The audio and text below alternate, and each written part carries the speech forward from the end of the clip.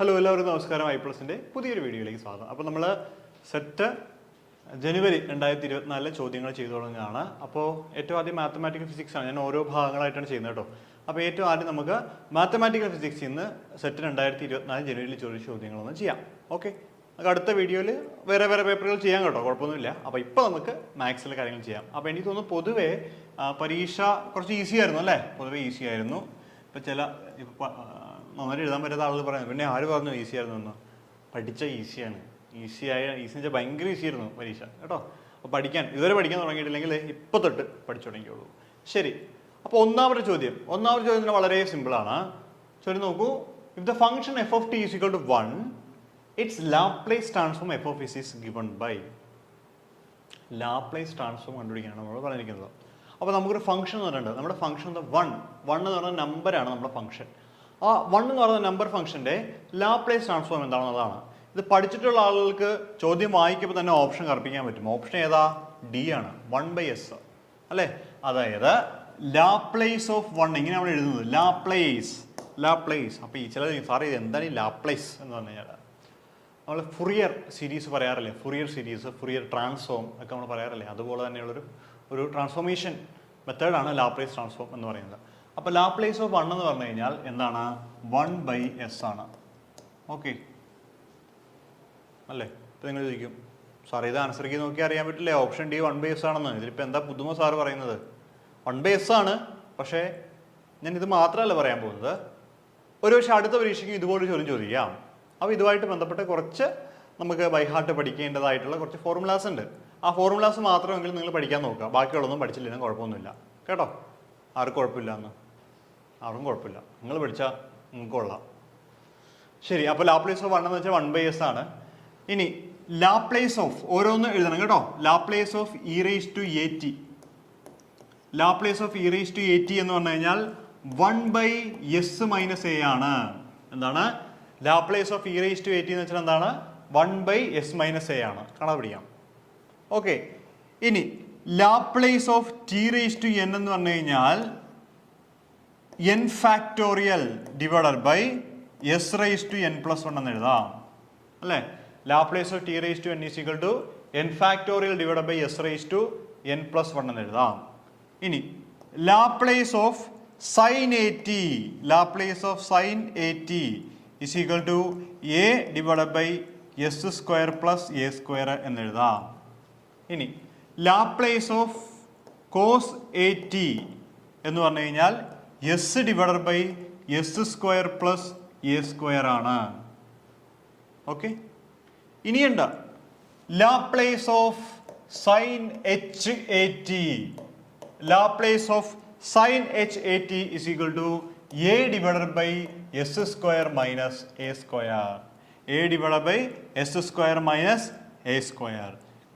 Laplace of cos h a t is equal to s divided by s² minus a². ഇനി ഇത് പഠിക്കേണ്ട എളുപ്പവഴികൾ പറഞ്ഞുതരാം. Laplace of 1/s ആണ് ആദ്യം. അതായത് ശരിക്കും പറഞ്ഞാൽ നമ്മൾ ലാപ്ലേസ് ഓഫ് പഠിക്കുമ്പോൾ ഏറ്റവും ആദ്യം പഠിക്കുന്ന ഇക്വേഷനാണ് ഇത്. ഒന്നും പഠിച്ചില്ലെങ്കിൽ എല്ലാവരും ഇത് പഠിച്ചിരിക്കും. Laplace of e raise to a t 1/s - a അതും പഠിച്ചു. Laplace of t raise to n is equal to n factorial divided by s raise to n+1 പഠിച്ചു.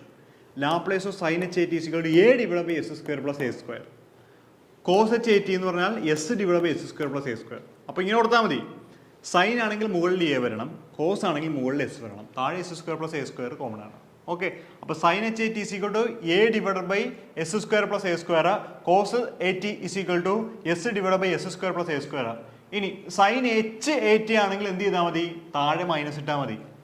ഇത് സെയിം തന്നെ, താഴെ മൈനസ് വരും. a divided by s² minus a². Laplace of cos h a t is equal to s divided by s² minus a². s² minus a², താഴെ minus ഇടുക. അപ്പോൾ sine h a T എന്നുള്ള ബന്ധം എന്താണ്?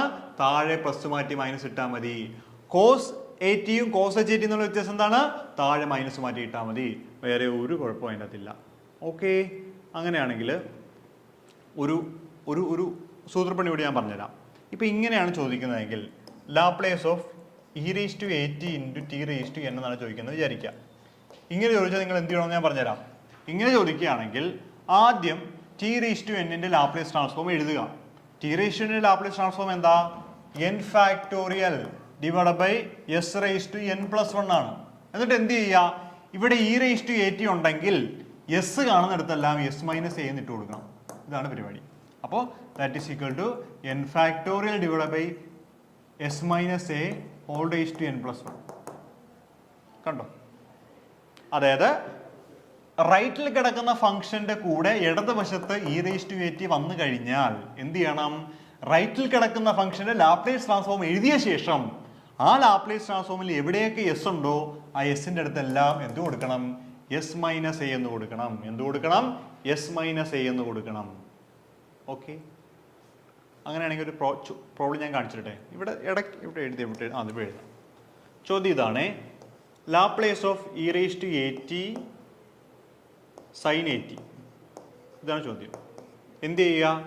Sign a ടിയുടെ Laplace transform എഴുതുക. Sine a ടിയുടെ Laplace transform ഇതാണ്.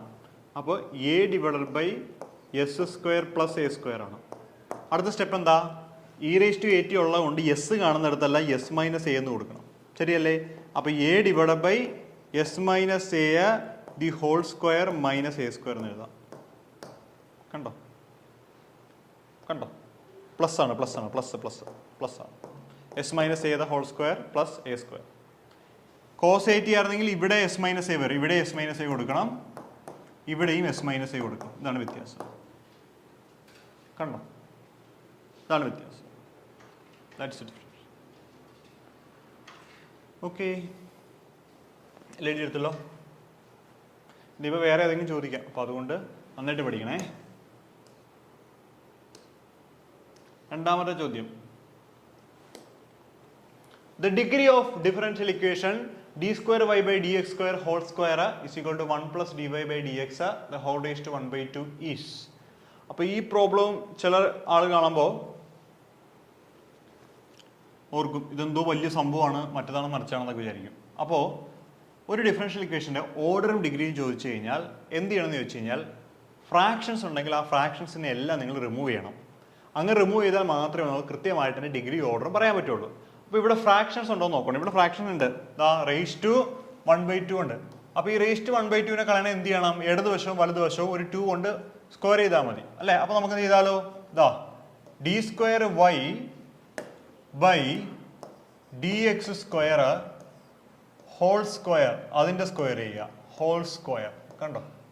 Is equal to 1 plus dy by dx whole raise to 1/2 whole square അല്ലേ? രണ്ടിടത്ത് സ്ക്വയർ ചെയ്തു. അപ്പോൾ ഈ 1/2 ഈ സ്ക്വയർ വെട്ടിപ്പോയി. ബാക്കി എന്തുണ്ട്? D square y by d x square whole raise to 4 is equal to 1 plus d y by d x എന്ന് എഴുതാം. ശരിയല്ലേ?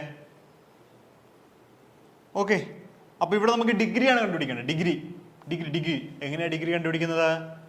ഹയസ്റ്റ് ഡെറിവേറ്റീവിന്റെ പവർ എത്രയാണോ അതിനെയാണ് നമ്മൾ ഡിഗ്രി എന്ന് പറയുന്നത്. അപ്പോൾ ഇവിടെ highest derivative d square y by d x square അല്ലേ? അപ്പോൾ ഇവിടുത്തെ ഓർഡർ എന്ന് പറഞ്ഞാൽ 2 ആണ്. അതിന്റെ പവർ എത്രയാ? 4. അപ്പോൾ ഡിഗ്രി 4. കണ്ടോ?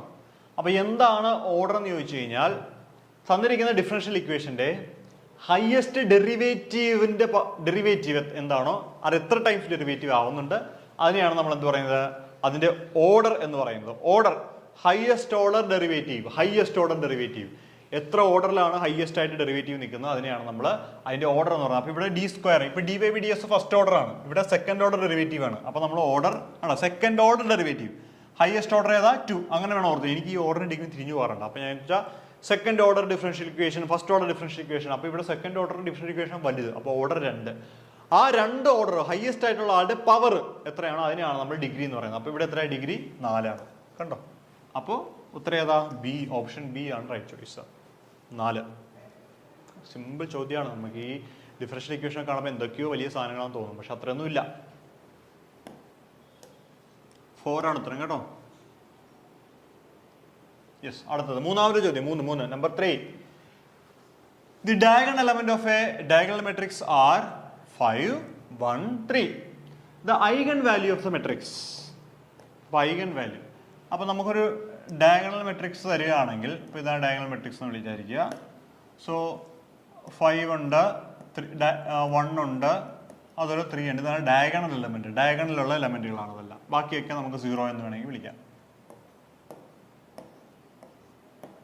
ഡയഗണൽ മെട്രിക്സ് ആണ്. അങ്ങനെയാണെങ്കിൽ eigen value of the matrix ആണ് കണ്ടുപിടിക്കേണ്ടത്. ഓക്കെ, ഈ നടുക്ക് ഇതിനെല്ലാം കൂടി കൂട്ടിക്കഴിഞ്ഞാൽ അതിന് നമ്മൾ പറയുന്നത് ട്രേസ് എന്നാണ്. ട്രേസ് അതായത് ട്രേസ് എന്ന് പറഞ്ഞു കഴിഞ്ഞാൽ സം ഓഫ് ഐഗൺ വാല്യൂ ആയിരിക്കണം. സം ഓഫ്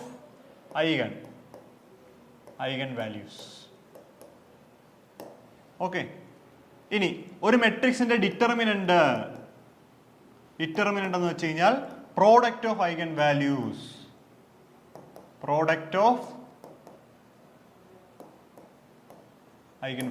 ഈ രണ്ടും വളരെ ഇമ്പോർട്ടൻറ്റ് പോയിന്റുകളാട്ടോ.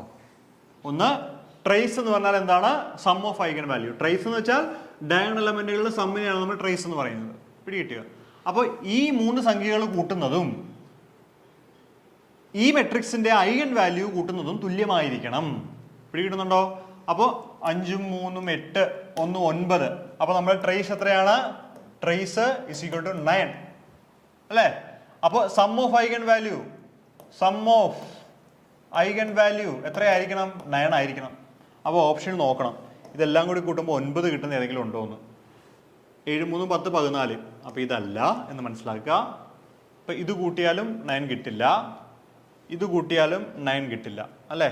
5 3 8 1 9, 9 വരുള്ളൂ. അപ്പോൾ ഇവിടെ ആണെങ്കിലോ 5 3 8 9. അപ്പോൾ ഓപ്ഷൻ സി ആണ് കറക്റ്റ്. കണ്ടോ? Option C. അല്ലെങ്കിൽ ഈ മെട്രിക്സിന്റെ ഡിറ്റർമിനന്റ് കണ്ടുപിടിച്ച് നോക്കിയേ. 5 × 1 × 3 അല്ലേ? 15. ഇത് 3 കൂടി കൂട്ടുമ്പോൾ എത്രയാ? 15. കണ്ടോ? അപ്പോൾ ഇങ്ങനെയാണ് നമ്മൾ ഇങ്ങനെയൊക്കെ ചോദ്യങ്ങൾ ചോദിച്ചാൽ ചെയ്യേണ്ടത്. കാരണം അല്ലാണ്ട് നമ്മൾ ഐഗൺ വാല്യൂ കണ്ടുപിടിക്കുന്ന A - λ = 0 എന്നൊക്കെ പറഞ്ഞ ക്യാരക്ടറിസ്റ്റിക്സ് ഇക്വേഷൻ എഴുതിയിട്ട് ആ ക്യാരക്ടറിസ്റ്റിക് ഇക്വേഷൻ പിന്നീട് നമ്മൾ സോൾവ് ചെയ്ത് ഒക്കെ എടുക്കണം. അതിൻ്റെ ആവശ്യമില്ല. ഇങ്ങനെ ചെയ്താൽ മതി കേട്ടോ.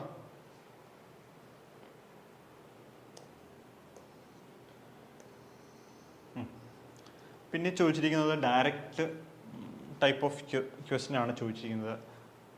ജിയോസെഡിക് point. The path of extremum distance between any two points in Riemannian space എന്താ? ജിയോഡെസിക് എന്നാണ് നമ്മൾ പറയുന്നത്. എന്താണ് ജിയോഡെസിക്? ഇത് ആക്ച്വലി ഒരു ഡയറക്റ്റ് ചോദ്യമാണ്. ഇത് കുറേ പുസ്തകങ്ങൾക്ക് വായിക്കുന്നവർക്ക് കിട്ടും. ടെൻസറിൻ്റെ ഭാഗത്തും ഈ ചോദ്യമുണ്ട്. അവിടെ നിന്നാണ് ഈ ചോദ്യം വന്നിരിക്കുന്നത്. അപ്പോൾ ഇത് ജിയോസെഡിക്കാണ്. പ്രത്യേകിച്ചൊന്നും പറയാനില്ല. ജിയോസെഡിക് എന്ന് വെച്ച് കഴിഞ്ഞാൽ shortest path between two given point in a curved space or Riemannian space കേട്ടോ. അതാണ് ജിയോസെഡിക് സ്പേസ് എന്ന് പറയുന്നത്. അപ്പോൾ ഇവിടെ ചോദിച്ചിരിക്കുന്നത് പാത്ത് ഓഫ് എക്സ്ട്രീമം, മാക്സിമം അല്ല extremum distance between any two points in Riemann space is geodesic കേട്ടോ. കാണാപ്പാടം പഠിക്കേണ്ടതാണ്. അതുകൊണ്ടാണ് അത്രയും ഞാൻ പറഞ്ഞു പോകുന്നത്. എനിക്ക് ശരിക്കും ആക്ച്വലി ആ ടൈപ്പ് പ്രോബ്ലംസ് എനിക്ക് അത്ര ഇഷ്ടമല്ല. കാരണം നമുക്ക് ചെയ്തെടുക്കാൻ പറ്റുന്ന രീതിയിലുള്ള ഏതെങ്കിലും ടൈപ്പ് പ്രോബ്ലംസ് വരണം. ഇത് അതുപോലെ ഒരു പ്രോബ്ലം ആണ് കേട്ടോ. നോക്കൂ. If lambda is the trace of A matrix A and the matrix A undergoes similarity transformation to generate a matrix B, the trace of B is. അതായത് നമ്മുടെ കയ്യിൽ A എന്ന് പറയുന്ന മെട്രിക്സ് ഉണ്ട്. ആ മെട്രിക്സിന്റെ വാല്യൂ ലാംഡയാണ്. നമ്മൾ ആ A എന്ന് പറയുന്ന മെട്രിക്സിനെ സിമിലാരിറ്റി ട്രാൻസ്ഫോർമേഷൻ വിധേയമാക്കി B എന്ന് പറയുന്ന മെട്രിക്സ് ആയിട്ട് മാറ്റി. അങ്ങനെയാണെങ്കിൽ B എന്ന് പറയുന്ന മെട്രിക്സിന്റെ ട്രേസ് എത്രയാണ് എന്നാണ് ചോദ്യം. അപ്പോൾ A എന്ന് പറയുന്ന മെട്രിക്സ് അതിന്റെ ഐഗൺ വാല്യൂ ലാംഡയാണ്. സിമിലാരിറ്റി ട്രാൻസ്ഫോർമേഷൻ ഉപയോഗിച്ച് നമ്മൾ ട്രാൻസ്ഫോം ചെയ്ത് അതിനെ B മെട്രിക്സ് ആക്കി മാറ്റി. അങ്ങനെയാണെങ്കിൽ B എന്ന് പറയുന്ന മെട്രിക്സിന്റെ ഐഗൺ വാല്യൂ എന്താണ് എന്നുള്ളതാണ് ചോദ്യം. ചെയ്യണം. അപ്പോൾ എന്താണ് ഈ similarity transformation? Similarity transformation is A concept in linear algebra that means matrix where two square matrices A and B are said to be similar if there exists an invertible matrix P such that A is equal to P inverse AP. എന്താണ്? A is equal to P inverse BP. A is equal to P inverse BP. Okay, ഇത് നമ്മൾ similarity transformation എന്ന് പറയുന്നത്. Similarity transformation എന്ന് പറയുന്നത്. അപ്പോൾ എയും ബിയും സിമിലർ മെട്രിക്സുകളാണെങ്കിൽ നമുക്ക് A is equal to P inverse AP or BP, whatever you taken. Okay, അപ്പോൾ ഇവിടെ നമുക്കിത് ചെയ്ത് കാണിച്ചു തരാം. അപ്പോൾ തന്നിരിക്കുന്ന കാര്യം അത് എഴുതാം. A is equal to എന്താണ്? P inverse B P. അതായത് എയും ബിയും സിമിലർ മെട്രിക്സുകളാണെങ്കിൽ A is equal to B inverse P inverse B P എന്ന് എഴുതാം. ഓക്കെ, പി ഇൻവേഴ്സും പിയും സിമിലർ ട്രാൻസ്ഫോർമേഷന് വേണ്ടി ഉപയോഗിക്കുന്ന അഡീഷണൽ റിയൽ ആൻഡ് ഇൻവേർട്ടബിൾ മെട്രിക്സുകളാണ്. അപ്പോൾ A is equal to P inverse B P എന്ന് നമുക്ക് അതിനെ സിമ്പിൾ ആയിട്ട് എഴുതാം. ഇനി എന്താ ചെയ്യുക, ട്രേസ് ആണ് നമുക്ക് കാണുന്നത് അല്ലേ. Trace of A is equal to trace of P inverse B P എന്ന് എഴുതാം. ഓക്കെ, അതായത് trace of A is equal to trace of P inverse B P എന്ന് എഴുതാം. ബി പിനെ ഒരുമിച്ച് എഴുതാം. Okay, that is equal to trace of, ഈ B പിനെ ആദ്യം എഴുതാൻ പോകുന്നത് ബി പി പി ഇൻവേഴ്സ് എന്ന് എഴുതാം. അങ്ങനെ എഴുതാം നമുക്ക്. So trace B P P inverse എന്ന് എഴുതാം. That is equal to trace of B I എന്ന് എഴുതാം. പി ഇൻറ്റു പി ഇൻവേഴ്സ് എന്ന് വെച്ചാൽ അതെന്താണ്, identity. So that is equal to trace of B അല്ലേ. അതായത് ട്രേസ് ഓഫ് എ എന്ന് പറഞ്ഞാൽ എന്താണ്, trace of A is equal to trace of B എന്നാണ്. അപ്പോൾ ട്രേസ് ഓഫ് ബിക്ക് വരെ നമുക്ക് എന്ത് എഴുതാം, ലാംഡ എന്ന് എഴുതാം. കാരണം ട്രേസ് ഓഫ് എ ലാംഡ എന്ന് ഓൾറെഡി തന്നിട്ടുണ്ട് അല്ലേ. അപ്പോൾ trace of B is equal to എന്താണ്, ലാംഡ അല്ലേ. Trace of B is equal to എന്താണ്, ലാംഡ. സോ ഇതാ ഉത്തരം ബി, ഓപ്ഷൻ ബി ആണ് ഉത്തരം. കണ്ടോ, ഇതാ ലാസ്റ്റ് ചോദ്യം. For a complex function f of z is equal to u of xy plus I v of y xy, Cauchy-Riemann equation Cartesian form, Cauchy-Riemann equation എഴുതാനാണ് നമ്മൾ പറഞ്ഞിരിക്കുന്നത്. ഓക്കെ, അപ്പോൾ ഇങ്ങനെ ചോദ്യം കണ്ടു കഴിഞ്ഞാൽ ഏറ്റവും ആദ്യം നിങ്ങൾക്ക് അറിയാവുന്ന ഇക്വേഷൻ എഴുതി വയ്ക്കുക. എന്താണ്, do u by Dr x, do u by Dr x is equal to do v by Dr y. ഇനി do u by Dr y is equal to do v by Dr x. ഇവിടെ minus വരും കണ്ടോ. Do u by Dr x is equal to do v by Dr y. Okay, do u by Dr x is equal to do v by Dr y, ഇത് correct ആണ്. Then ഡോ v by Dr x is equal to minus ഡോ u by Dr y, ഇതും correct ആണ്. ഈ minus അപ്പുറത്തോ ഇപ്പുറത്തോ എഴുതാം, നമുക്ക് പ്രശ്നമില്ല. ഓക്കെ, അപ്പോൾ ഓപ്ഷൻ 1 തന്നെയാണ് ഇതിൻ്റെ കറക്റ്റ് ഉത്തരം. കണ്ടോ, അപ്പോൾ ഞാൻ ഇങ്ങനെ എഴുതാൻ പറയാൻ കാരണം വേറെ ഒന്നുമല്ല, ഈ മൈനസ് മനസ്സിലായല്ലോ അല്ലേ. ഈ മൈനസ് ഇവിടെ പ്ലസ് ഇവിടെ മൈനസ് ഇട്ടാലും അപ്പുറത്ത് മൈനസ് ഇപ്പുറത്ത് പ്ലസ് ഇട്ടാലും ഒന്ന് തന്നെയാണ്, കുഴപ്പമൊന്നുമില്ല. അപ്പോൾ ഇത് ഞാൻ പറയാൻ കാര്യം എന്ന് വെച്ചാൽ നമ്മൾ പലപ്പോഴും ഓപ്ഷനുകളെല്ലാം കൂടി കണ്ടു കഴിയുമ്പോൾ നമുക്ക് ആ കൺഫ്യൂഷനായി പോകും. അപ്പോൾ ഇങ്ങനെ ഡയറക്റ്റ് ഒക്കെ ചോദിച്ചു കഴിഞ്ഞാൽ ഏറ്റവും ആദ്യം വലതുവശത്തായിട്ട് നിങ്ങൾ എന്ത് ചെയ്യുക, നിങ്ങളുടെ ഉത്തരം അങ്ങ് എഴുതി വയ്ക്കുക. എന്നിട്ട് ആ ഉത്തരം ഓപ്ഷനിൽ ഒന്ന് കമ്പയർ ചെയ്ത് കഴിഞ്ഞാൽ ഒരുപക്ഷെ ഓപ്ഷൻസ് കണ്ട് കൺഫ്യൂഷൻ ആയാലും ഉത്തരത്തിൽ നിന്ന് വ്യതിചലിച്ച് പോകാനുള്ള ചാൻസ് വളരെ കുറവാണ്. കാരണം നിങ്ങൾ റൈറ്റ് സൈഡിൽ ഉത്തരം എഴുതി വെച്ചിട്ടുണ്ടാകും കേട്ടോ. അപ്പോൾ അങ്ങനെ ഒരു മെത്തേഡ് കഴിവതും ഉപയോഗിക്കാം, മിക്കവാറും ഉപയോഗിച്ച പ്രയോജനം ഉണ്ടാവും. ശരി, അപ്പോൾ ഈ ഇത്രയും ചോദ്യങ്ങളാണ് മാത്തമാറ്റിക്കൽ ഫിസിക്സിൽ നിന്ന് കഴിഞ്ഞ പ്രാവശ്യം പ്രധാനമായിട്ട് ചോദിച്ച ചോദ്യങ്ങൾ. അപ്പോൾ ഇതിലൊരു ചോദ്യം, ആ ജിയോസെഡിക് എന്ന് പറയുന്ന ആ ചോദ്യം നമ്മൾ പുസ്തകങ്ങൾ വായിച്ച് കിട്ടേണ്ട അറിവാണ്. അതൊഴികെ ബാക്കിയുള്ള എല്ലാ ചോദ്യങ്ങളും നമുക്ക് ചെയ്തെടുക്കാൻ പറ്റുന്ന വളരെ സിമ്പിളായിട്ടുള്ള ബേസിക് ആയിട്ടുള്ള കാര്യങ്ങൾ വെച്ചുകൊണ്ട് ചോദ്യങ്ങളാണ്. അപ്പോൾ എന്തായാലും നിങ്ങൾ നന്നായിട്ട് പ്രിപ്പയർ ചെയ്യുക. നമുക്കിനി അടുത്തൊരു സെഷനിൽ നമുക്ക് അടുത്തൊരു ക്ലാസിക്കലോ ക്വാണ്ടം മെക്കാനിക്സോ അതിൻ്റെ പ്രോബ്ലം ഒക്കെ ആയിട്ട് നമുക്ക് വീണ്ടും കാണാം. Thank you.